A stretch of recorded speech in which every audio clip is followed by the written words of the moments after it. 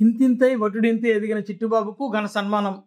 ఐక్యరాజ్య సమితి ఆధ్వర్యంలో దోహాలో నవంబర్ మొదటి వారంలో జరగనున్న అంతర్జాతీయ సదస్సులో పాల్గొనేందుకు దళిత బహుజన శ్రామిక యూనియన్ రాష్ట్ర ప్రధాన కార్యదర్శి పి. చిట్టుబాబుకు అవకాశం లభించడం ముదావహమని తెలుగు భాషా పరిరక్షణ సమితి అధ్యక్షులు సముద్రాల గురుప్రసాద్, జన విజ్ఞాన వేదిక జాతీయ నాయకులు డాక్టర్ ఎంవీఆర్ కృష్ణాజీ పేర్కొన్నారు.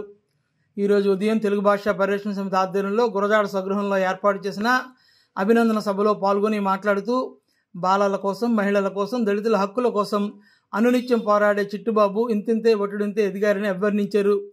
చిట్టుబాబు మాట్లాడుతూ తనకు అరుదైన అవకాశం లభించినందుకు గర్వపడుతున్నానని, దానిని సద్వినియోగం చేసుకుంటానని పేర్కొన్నారు.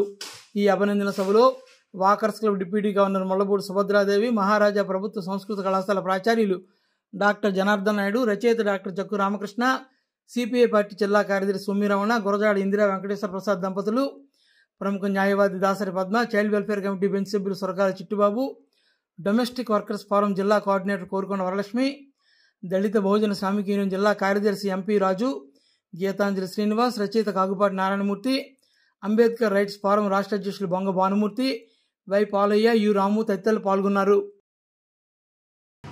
ఈరోజు ఐక్యరాజ్య సమితికి సంబంధించిన ఒక సమావేశానికి విజయనగరం నుంచి మరి నా బాల్యమిత్రుడు అనుకోవచ్చు, 25 సంవత్సరాల నుంచి పరిచయం ఉన్న మరి డిబిఎస్సి చిట్టుబాబు అని అంటారు ఆయన. ఎందుకంటే మొత్తం కంప్లీట్గా ఆయన గత 30-40 ఏళ్ళ నుంచి కూడా ప్రజా జీవితంలో ఉన్నాడు.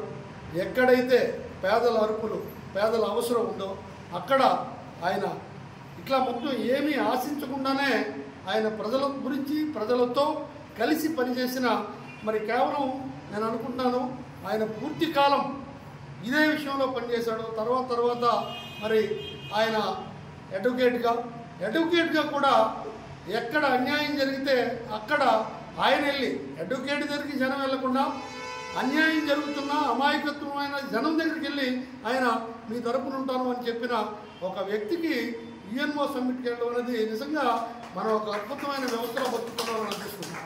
ఐక్యరాజ్య సమితి వారు ఈ సంవత్సరం నవంబర్ 3, 4, 5, 6 తారీఖుల్లో దోహా అనే ఒక పట్టణంలో ఖతర్ దేశంలో అత్యంత చారిత్రాత్మకమైనటువంటి సెకండ్ వరల్డ్ సోషల్ డెవలప్మెంట్ సమిట్ని ఏర్పాటు చేస్తూ ఉన్నారు.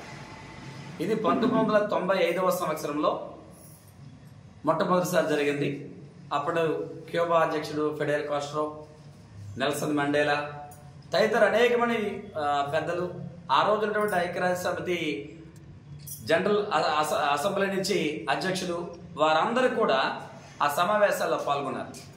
ఈ ప్రపంచంలో పేదరికం నిర్మూలించబడాలి, ఆకలి చావులు తప్పించబడాలి, అందరికీ విద్య, వైద్యం అందించబడాలని మిలీనియం డెవలప్మెంట్ అండ్ గోల్స్ పేరుతోటి రకరకాల ప్రయత్నాలు ఈ ప్రపంచంలో ఐక్యరాజ్య సమితి చేసింది.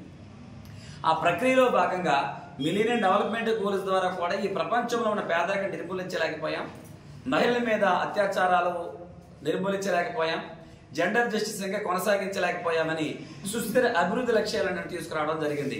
అది 2015లో. సో 2015 నుంచి 2030 సంవత్సరం వరకు కూడా ఈ సుస్థిర అభివృద్ధి లక్ష్యాలు 17 లక్ష్యాలను పెట్టుకొని ఈ లక్ష్యాలను సాధించాలని చేస్తున్న ప్రయత్నంలో ప్రపంచ స్థాయిలో ఒక సమీక్ష సమావేశాన్ని ఏర్పాటు చేశారు. అదే దోహా పట్టణంలో ఈరోజు జరుగుతూ ఉంది. మీరు ఎంత పేపర్లో చూశారు, మననే వైసీపీ ఎంపీ మిథున్ రెడ్డి కూడా దోహా సమావేశానికి ఆహ్వానం అందిందని చెప్పి పెద్ద చర్చ నడిచింది. అటువంటిది విజయనగరం పట్టణంలో సాధారణ పౌరుగా ఉన్నటువంటి నాకు, దళితులు, ఆదివాసీలు, బాలల హక్కుల కోసం పనిచేస్తున్న నాకు ఆ సమావేశాల్లో మాట్లాడడానికి, పాల్గొనడానికి నాకు కూడా ఐక్యరాజ్య సమితి నుంచి ఆహ్వానం రావడం నేను చాలా గర్విస్తూ ఉన్నాను.